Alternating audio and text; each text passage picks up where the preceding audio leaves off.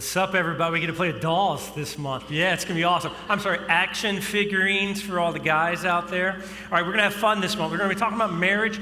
And so whether you're married, you're single again, thinking about never again, don't know, whatever situation you're going to find yourself in, I really encourage you to be a part of this series because you're going to learn things that either you will be able to practically use and help you where you are, or you'll be able to learn things that, man, all of us wish we kind of would have known a long time ago, that you can help others or your future self when it comes to this topic. So it's for everybody, all right? So I'm really glad that you are here.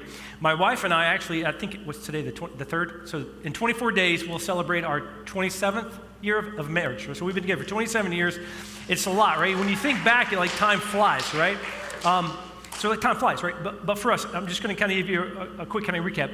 In the beginning, we worked really hard. I mean, we were working really hard, and yet it really felt as hard as we both knew we were working, it felt probably more like we were competing with each other. You know maybe how it goes. Like you would argue, you'd fight, and then you make up whatever, and then what? About 6 months later, you would argue and fight over the same thing. Different like flavor, but it was the same thing. You never pay attention to me. I can never do enough for you. Why do you want me to be like your mom? Why do you want me to be like your dad? Why do you want me to do things the way you just argue and fight? And then we would make up, we'd make some kind of an agreement, all right? We'd have sex. And then what, about 6 months later, we get to do it all over again, right? And it just kept going on. And you figure like after now we're married 5 years, 8 years later, and you think, you kind of assume time will just kind of heal things. You'll grow up. All those childish things you'll leave behind, and things will just fix itself because you're married, right? I mean, good Lord, after all, I said yes, woman. And she's like, I said yes, dummy. We get the rings on, right? And now it's 5 years, 8 years later, and she has a ton of things that she has done for me in those 5 to 8 years. And I have a ton of things that I've done for her in those 5 to 8 years. We've been faithful for those 5 to 8 years, right? And we're just getting frustrated because the same arguments keep coming up. But by this time, a lot of us, right, you have kids, and so what you do is you kind of push those arguments aside for the kids, right? For the kids. And so this will bring unity. This will help us become better one, because we'll think about the kids and we'll just argue about the kids, because there's plenty of things to argue about the kids. We argue about should we go in there or let the baby keep crying for a few minutes, right? And then are they ready for preschool or not? And then should we do public school, homeschool, private school, charter school, whatever, right? They keep growing up. They never stop growing up, do they? And now you got to decide, are they ready for sleepovers? Which friends should they hang out? Which friends should they not hang out with, right? And then they keep growing up, and should they get a phone? When should they get a phone? Social media, online accounts, good Lord, what do we do, right? And then they keep growing up. And now all of a sudden puberty hits, and boy and girl drama, dating and sex, and we don't like that. What do? Plenty to argue in that moment. And then they keep growing up, right? And then driving comes into the scenario, and now they're going to kill people. Other people are going to kill them. What do we do with driving? Do we get them a car? Do we not get them a car? And then they keep growing up, right? And then high school ends. College is happening, right? So we want to set them up for success for the future. Lots of stuff to argue about, talk about. And then they leave, go off to whatever. And all of a sudden we feel the distance, don't we? It's like, man, we thought we were 20 to 30 years of like this intimate bond, and yet we kind of feel like two people living in the same space. And it gets real quiet when I say that, right? Because I hit a nerve, because it's true, trust me. Your husband, your spouse, your wife didn't email me this week, all right? They didn't tell me your situation. I've just had this conversation with a lot of couples over the years, and I've had my own personal experiences. Why? Because over time, we've become two individuals with two individual lives, our own hobbies and likes and calendars and schedules, oftentimes our own budgets and bank accounts. And when your kids leave, now all of a sudden you realize you've been faithful, you've worked really hard, done lots of things for each other, but you've become two individual people. And a lot of us are like, well, that's what marriage is. That's what we were taught. That's what my parents thought. You put up with each other until death do you part. That's marriage. And which then that makes me think lots of bad memories. It reminds me of things, and it scares me. And because I said I'm never going to have a marriage like that. That will not be me. And so then we fight one more season. I'm going to fight for this marriage. But unfortunately, by that time, what we mean by fight is I'm going to fight for this new person that I've become. I'm going to fight for this new way of life that I want, for what I want for this marriage. And after a season of fighting for that, we call it quits. Sad, right? 4 to 6 out of 10 marriages, statistically, are going to end in divorce. So of course, why would a younger generation want to marry? Of course, people push it off later and later and just decide to live together because marriage just isn't for us. Nobody goes into marriage. You didn't go into marriage thinking, I hope this thing fails. I'm going to make your life miserable. We all had ideas and dreams, right? What could it be like? Which is awesome and wonderful, but also ends up being part of the problem at times because there's a lot of these expectations that were never spoken that go unmet. She's going to be just like this forever. He's going to be just like that. We're going to have sex all the time. This is going to make our relationship even stronger. That ring is going to make me finally feel fulfilled, not empty or lonely anymore. He's going to love me hanging out with the girls and doing my thing. Oh, she's going to love me going out hunting and playing golf with the guys all the time. All of these things that we thought, and over time, 20 years later, you got 20 years worth of unmet expectations. Yikes. Lots of frustration. You can see where it comes in. Hey, here's where we are. We're going to talk about marriage this month. I wanted to kind of let you know, I kind of know what marriage is about because I've been there. There's hope no matter what situation you find yourself in. And some of us are like, man, I got a pretty good marriage. That's great. It can be even better. We can continue to pour into and invest. And some of us have gotten to the place where we say it's good because it's just good enough. I'm fine. At least we don't hate each other, right? Let's talk about marriage. Because maybe, just maybe, there's more than two options of his way and her way, of what I think is best and what she thinks is best.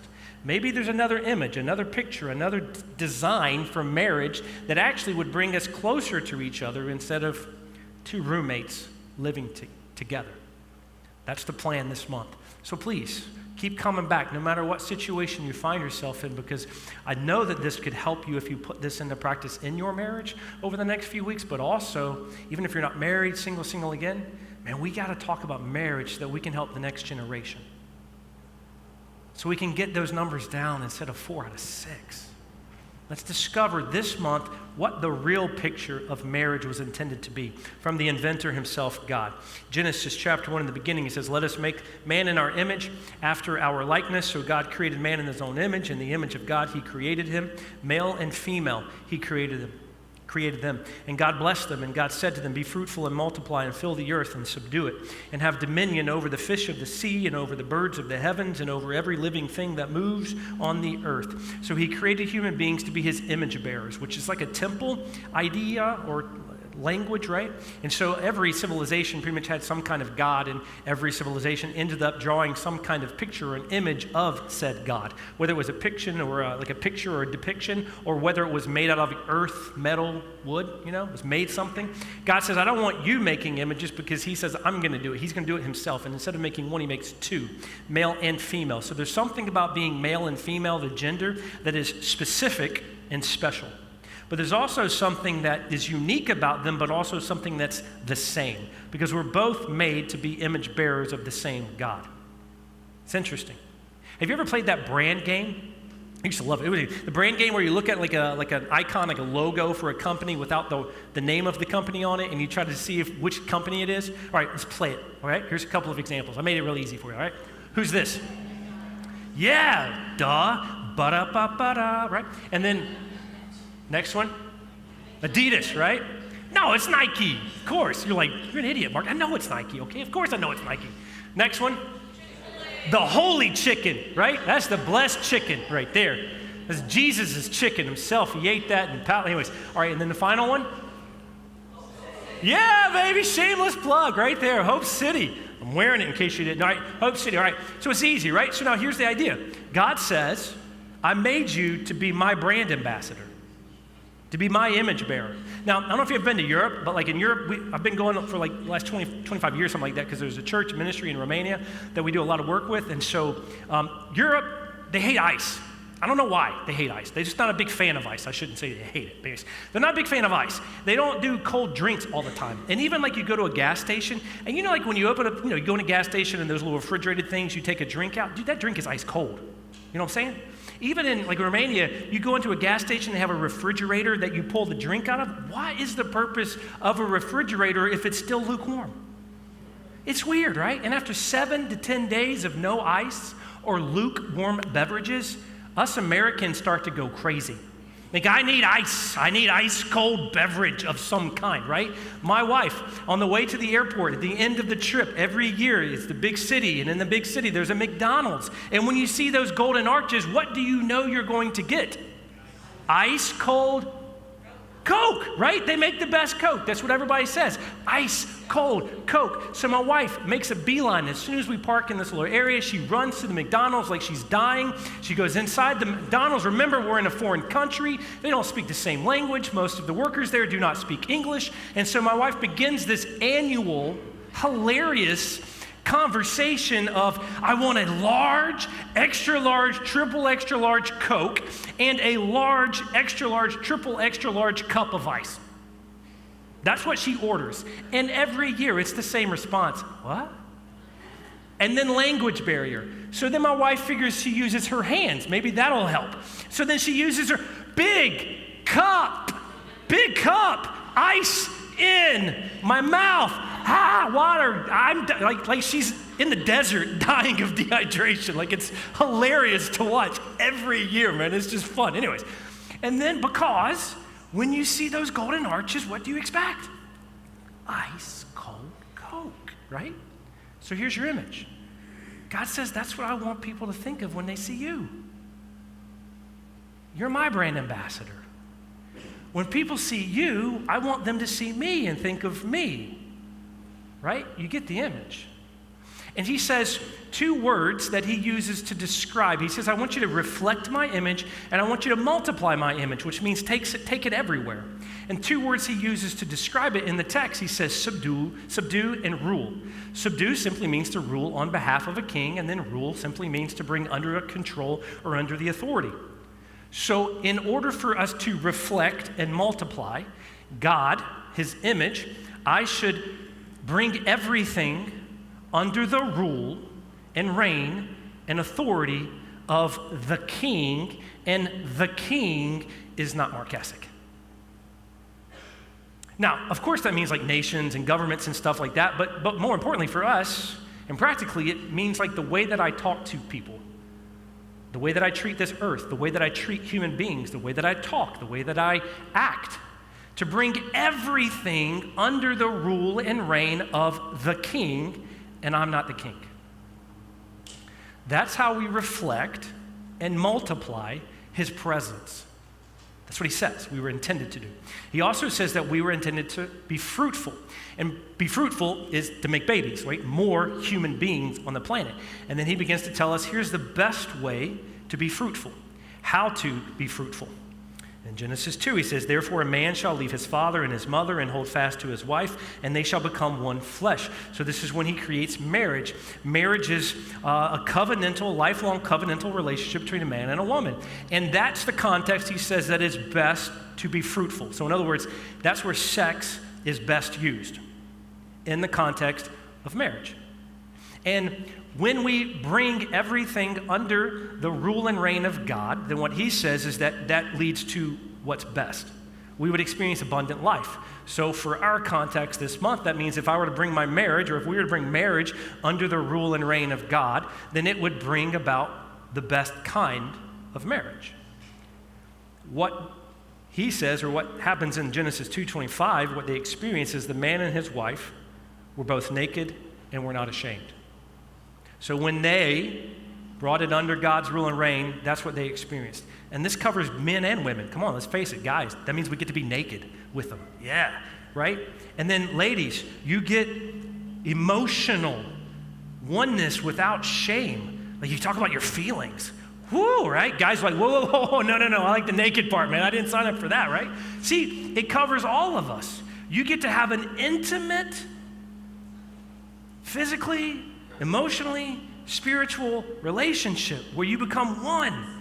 And I guarantee that's what all of us were hoping for and signing up for when we were thinking about marriage. And yet a lot of us don't experience it.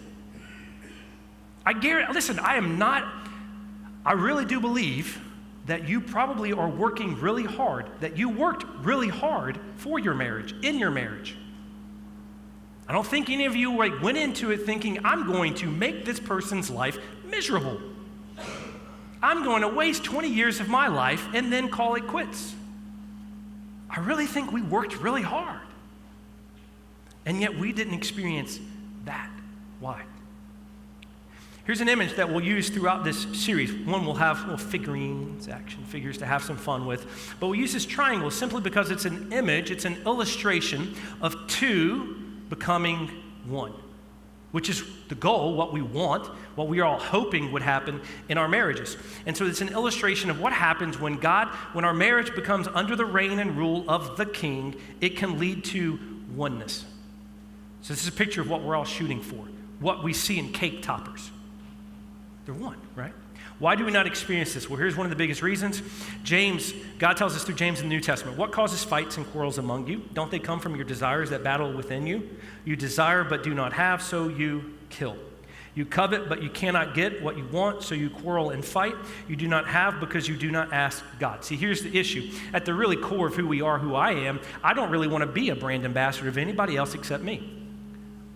I don't want to be an image bearer of anybody but me. I want to be Mark's image bearer. I know what I want more than anybody else knows what I want and what I like. I would like to be my own image ambassador, my own brand ambassador. I want to multiply and reflect me. And listen, I don't want to ruin, I don't have any evil intentions for or within my marriage. I really have good ideas. I want it to work out really well. I want my wife to be wonderful and be happy.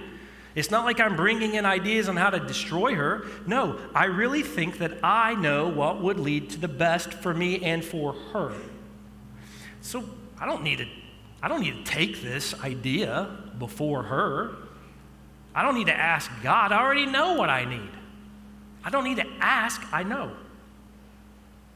And do you see where this leads? It leads to my wife and I arguing a lot. Because I want to be my brand ambassador, and she wants to be her own brand ambassador, and so we're trying to not bring our marriage under the rule and reign of God, but we're trying to bring each other under the rule and reign of each other. So instead of this, right, let's play here, playtime. So instead of that, it's this. Here's what I want sexually. Here's what I want emotionally. Here's what I want our house to look like. Here's what I want our budget to look like. Here's what I want date night to look like. Here's what I want to spend our money on. Here's how I want to spend our time. Here's how I think we should talk to each other. Here's how I think we should feel about each other. Here's how I think you should act like your mom and how you should act like your dad. And, right? It's caustic. And it's not evil or horrible. You're not trying to ruin each other, but that's all we have. We have two images, and we're trying to help each other out. But what does it lead to? Isolation. It doesn't lead us to becoming one. It leads us to a constant competition and fighting over who is going to bring who over to their side, under the rule and reign of who. I don't care if you're Christian, not a Christian. It's just what we do, because that's all we have. It's what my parents did. It's what my parents did. It's what my family did. It's what my family did. This is what I do. That's all we have. And that doesn't lead to unity. So that's why that bad triangle, right? That's what it leads to. So what we're going to do, we're going to take a look at marriage, because Paul in the New Testament helps us with this instead of this. Because Paul is writing in the context of people who did not know Jesus. They lived a lot of their life before knowing Jesus, and then they met Jesus, right? So they placed their faith in Jesus, and now they're like, well, how do we live like Jesus? So a lot of them were already married for many, many, many years probably. And they're like, well, what do we do? How does Jesus influence our marriage? What does he talk about marriage? Does he at all? How does it impact? And so Paul is speaking into a culture where now we know Jesus, what changes? How do we live like Jesus even in marriage? And into this, in Ephesians 5, he writes, therefore a man shall leave his father and mother, hold fast to his wife, and the two shall become one flesh. So number one, he just quotes what God already said, right? So it's still in control. It's still there. Nothing's changed. So this is marriage, and this is what marriage is intended to be, and this is the context for marriage. This is marriage. It's beautiful, right? So this is marriage. And then he says this mystery is profound. And I am saying that it refers to Christ and the church. So it's a mystery, this whole oneness thing. You see, we thought like the marriage itself, like putting a ring on it or signing a contract meant, oh, we're one now. Or we thought having sex means we're one. It involves marriage, it involves sex, but you and I don't actually make us one. He says it's a mystery, it's a profound mystery. God makes us one, not you and I. It's something that God does, and he likens it or uses another illustration or analogy to say that it's like what Christ in the church, what Christ did for the church. Well, what did Christ do for the church? Earlier in Ephesians chapter 2, but now in Christ Jesus, you who were once far off have been brought near by the blood of Christ, for he himself is our peace, who has made us both one and has broken down in his flesh the dividing wall of hostility by abolishing the law of commandments expressed in ordinances, that he might create in himself one new man in place of the two, so making peace, and might reconcile us both to God in one body through the cross, thereby killing the hostility. There's only one who can bring peace between two, and that's God, and he does it through Jesus Christ. So, we, humans, created to be his image bearers, we humans all choose at some point to do our own thing. Instead of being his brand ambassador, I want to be my own. So we go our own way, and as soon as I go my own way, there's a wall between me and God. There's a distance, not because he left, but because I left. And now there's a wall that I cannot overcome. I can't destroy the wall between us, the barrier between us, because he's perfect, I am not. He's holy, I am not. But he does something so that the wall can be brought down so that we can become one. He did it, not me. I love this definition of from St. Ignatius of Loyola. He said this is a definition of sin. Sin is the unwillingness to trust that what God wants for me is only my deepest happiness. Wow. Trust me, God, I know what will make my marriage best. Trust me, Cindy, I know what will make our marriage best. What if God really isn't out to get you? What if God isn't out to really cramp your style? What if it isn't better to laugh with the sinners than cry with the saints? All these things, right? We say. What if what he wants for you is your actual deepest happiness? The most amazing, abundant life you could experience. But I trust me. And then I do what I do, which leads to a lot of pain, baggage, brokenness. And then not only does it affect me because now I have shame and guilt, regret for a lot of things that I've done and said, but now it impacts how I treat other people. I talk to Cindy out of my shame and brokenness. I hide things from her. I manipulate and say things. I justify myself, right? We treat others out of our shame and out of our brokenness. So it's not just an individual thing. It affects all of us, which leads to that bad triangle again. Both of us, I think, are trying hard. We want it to work, but we're both leading each other in different directions, and that will never create unity. We can't, but he can. So back to our little play dolls, playtime, okay? So you've got these two little lovebirds over here, and they're just trying to figure it out, but what if there's a third way, another way, instead of his way, her way and his way, what if there's this other way, this other image, this other direction, this other design for marriage, kind of like a paint by colors thing almost, I don't know, but like, what if instead of like, here's what I want and here's what I want, what if we, wait a minute, what about sex? What does God even talk about sex? What does he say? What's like healthy sex? What if we kind of figure out what that looks like? What about finances? What about instead of what I want, what if you think God talks about, what do you think he wants with our finances? Do you think he could do something cool?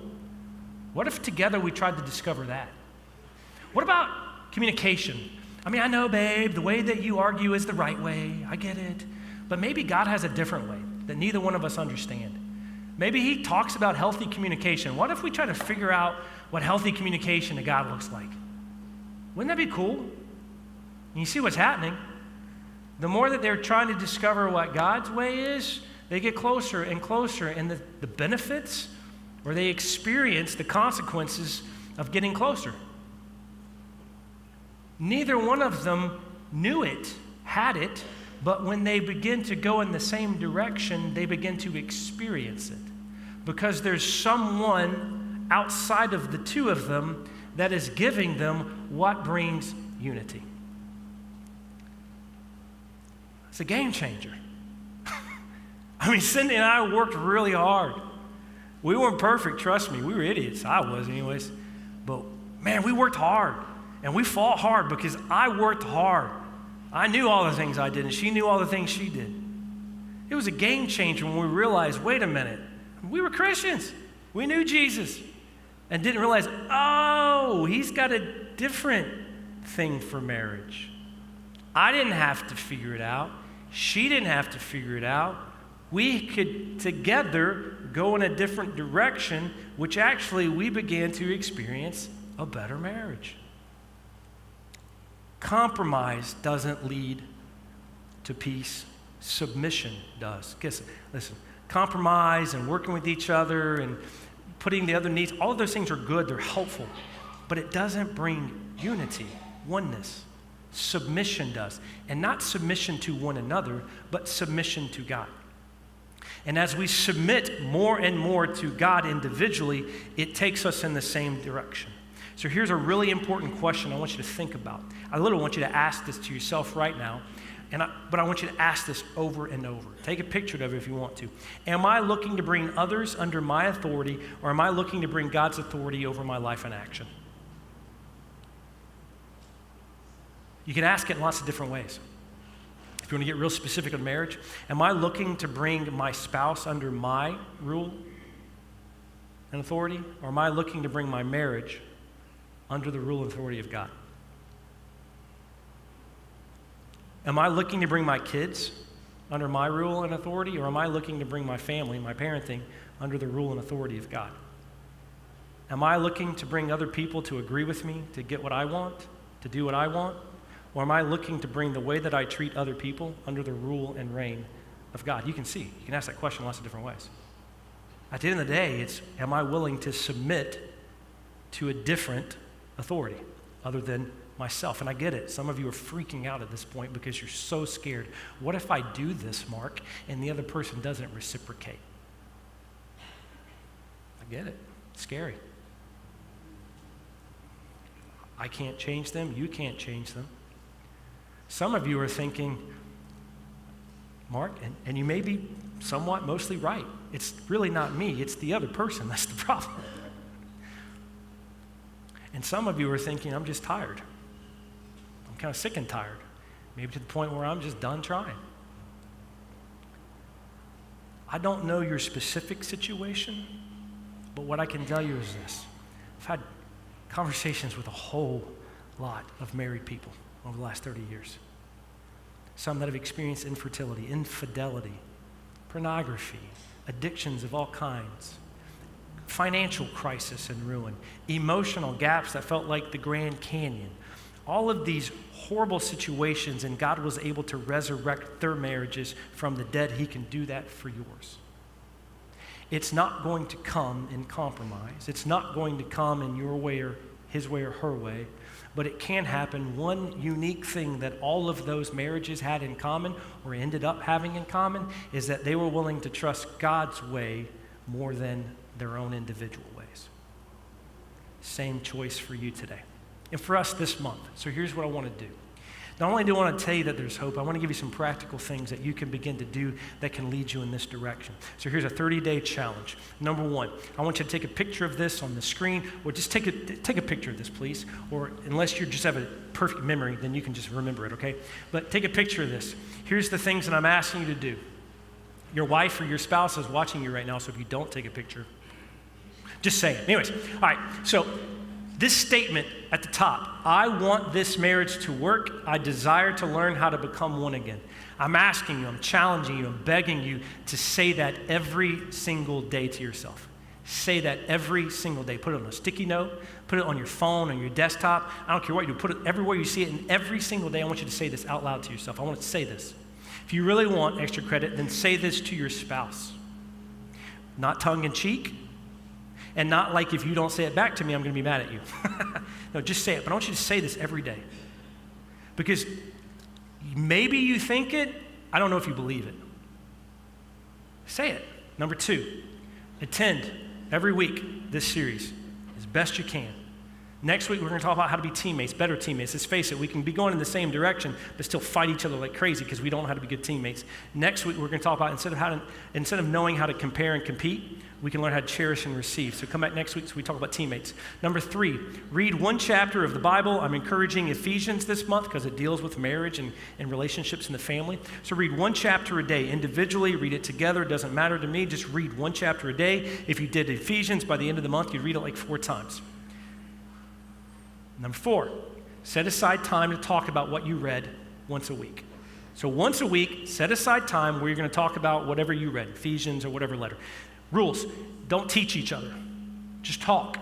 What did you like? What did you not like? What was easy to understand? What was difficult to understand? What would you like to learn more about? What would you have questions about? Just talk about it. 5 minutes, talk about it. 5, set aside 5 minutes each day to pray together. Rules of engagement for prayer. Got to say it because I've done this too long. Rules of engagement for prayer. Rule number 1. You cannot pray at, against, about. You only can pray for. So, example, dear Jesus, dear God, please help Cindy stop being rude. She's mean to me and her heart is cold as ice. I'm willing to sacrifice. I'm just kidding. That's anyways, like, no, can't pray that kind of prayer, okay? But you can pray, dear God, I love my wife. Help me to understand how to love her even better. I don't know. You can just say, dear God, help me. Rule number 1, pray for, not at, about. Rule number 2, both of you must say something out loud. I don't care if it's 5 seconds long. Dear God, help me. If that's all you can muster right now, fine. Say something out loud. Every day, if you make it to 5 minutes, great. If you make it to 100 minutes, great. Don't worry about the time. Do it every day, all right? So there's your challenge. Oh, extra credit. You can attend the marriage seminar this Friday, Saturday. Invest in your marriage. Listen, we all invest in what's important to us. You invest in your house. You invest in your car. You invest in your hobbies and your interests. You invest in all kinds of things. Why wouldn't you invest in your marriage? This is not a shameless plug. We're not making money off this. We just want to invest in your marriage. So invest in your marriage. I really do encourage married couples to find seminars that they can invest in their marriage. Books, all kinds of things, ways that you can invest your marriage, right? So it's an opportunity, easy one that you can take advantage of if you want to this week. There's a stat that this is crazy. I think it's going to blow your mind. Anyways, possibly. It's going to at least challenge you is this. 50% of first marriages, ballpark, end in divorce. 78% of second marriages, and the numbers usually go up the more marriages you have from one person. Less than 1% of married couples that pray daily together end in divorce in their marriages. Hey, listen, there's no like silver bullet kind of thing, but whoa. Why prayer? Why would that even have an impact? Real prayer, not praying at, real prayer is directed at God. What do you want? What are you like? So when you have two individuals who make a concerted effort to put a daily rhythm into their life of asking God what he is like, asking God what he wants, asking God what I need to do to change, asking God, then you have two individuals that are finally going in the same direction, what could actually bring them back together and make them one. So it's not so much about compromise being right and wrong, it's so much about going in the right direction. God gives you the image, the direction. Are you willing to go in that direction? Or are we going to continue to trust in our own, his way or her way? He gives us a different direction, which gives us hope. So no matter where you are here today, I'm promising you there's hope. And that's what we want to help you discover this month. I'm going to say a prayer here in a second. And when I do, I'm going to encourage you to pray alongside of me. whatever you may need to pray for. After this, we're going to continue in worship, and I'm going to have some of my friends up here. I'm asking you, if you're ready to say yes to Jesus, or if you have questions, you want somebody to pray for you, come up here. We'd love to help you. Matter of fact, you can be baptized today. Like, give your life to Christ. Put your faith in Jesus. Say, I believe he really is God, that he died on the cross for sin, that God raised him from the dead, and I believe that. And I'm asking for forgiveness. You can be baptized, which means like the old me kind of dies, and I come up out of that new creation, and now I'm saying the rest of my life I want to be his image bearer instead of my own. We want to help you with that. Because we believe that following Jesus leads to a better life. So we'd like to help you with. So, where are you at? Begin right now with prayer. Yeah, let's pray. Thank you for loving us. Thank you for your son, for dying on the cross for us. Thank you for letting us know the truth of our condition. Thank you for doing what we could not do. God, right now, and then over the next few weeks, I pray that we learn, maybe even we're convicted, and we learn to begin to trust you with everything. Even our marriages, our relationships, our future marriages, our relationships that we're in right now, God, with our broken hearts, with our brokenness, with our pain, with our shame, with our hurt, everything that is in us, God, that we learn how to trust you with everything, to bring everything under the rule and reign of the King, and the King is not me. Thank you for doing what we cannot do, for providing hope even when I've brought so much pain. I pray that we experience that as individuals, and it affects our marriages and our families and our schools and where we live, work, and play, so that everybody begins to see God in us. And we can help others find the hope that we found. And it's in Jesus' name that I pray.